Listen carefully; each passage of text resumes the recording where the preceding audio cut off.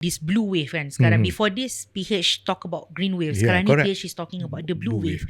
Tapi satu perkara yang saya nak ingatkan lah kepada rakan-rakan Pakatan Harapan, this macam Cik Syamsul sebut tadi, this blue wave is empowered by you, is enabled by you. Yes, pada tahun 2022 apabila UMNO kalah, dia kalah teruk. Yes, betul. Daripada 2018 kemudian ke 2022, almost half. Dia half dia apa punya habis. itu seat dia. But PH dalam unity government is the one that keeps on enabling UMNO. Yes. Dan mungkin Pakatan Harapan tak tahulah sama ada terlupa ataupun nak husnuzon dan sebagainya. Barisan Nasional dah ada 60 tahun pengalaman lebih banyak daripada Pakatan Harapan dalam managing the federal government. Yes, correct. They know better.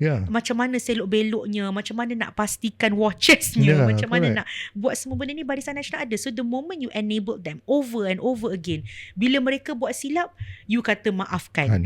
Bila ada benda yang mereka tak setuju, you kata that is the nature of compromise. So for me, this blue wave, it's also because of Pakatan Harapan.